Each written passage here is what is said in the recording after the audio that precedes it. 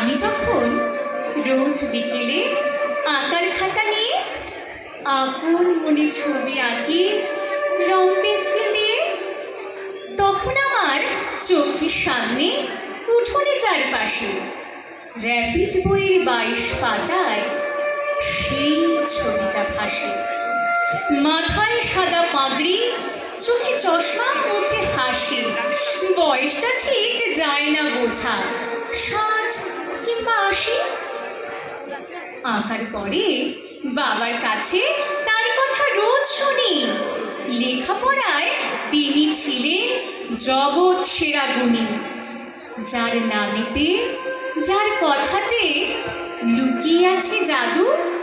তিনি হলেন সর্বপল্লী রাধাকৃষ্ণন দাদু। প্রতি বছর সেপ্টেম্বরে 5 তারিখটি এলে আমরা তাকে বরণ করি সমস্ত কাজ ফেলে।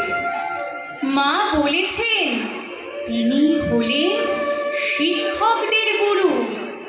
তাকে প্রণাম করে সকল কাজের শুরু। তাকে প্রণাম করে সকল কাজের শুরু। আমার মাথা নত করে দাও হে তোমার চরণ ধুলার তলে, সকল অহংকার হে আমার ডুবাও চোখের জলে। নিজে করিতে গৌরব দান, নিজে রেখে বলি করি অপমান। আপনারে শুধু ঘেরিয়া ঘেরিয়া ঘুরে মরি পলে পলে। সকল অহংকার হে আমার ডুবাও চোখের জলে।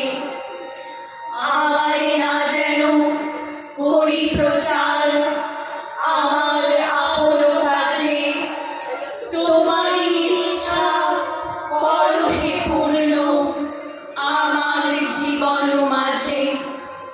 যাচি হে তোমার চরম শান্তি, পরাণে তোমার পরম কান্তি। আমারে আড়াল করিয়া দাঁড়াও হৃদয় পদ্ম তলে। সকল অহংকার হে আমার ডুবাও চোখের জলে। সকল অহংকার হে আমার ডুবাও চোখের জলে। শিক্ষক মানে শিক্ষা গুরু, মোদের জ্ঞানের দাতা, অন্ধকারে আলোর দিশা, জ্ঞান জগতের ত্রাতা। শিক্ষক মানে সবুজ মাঠে মোদের খেলার সাথী। মোদের হাতে দিলেন তিনি বিশ্ব জয়ের বাতি।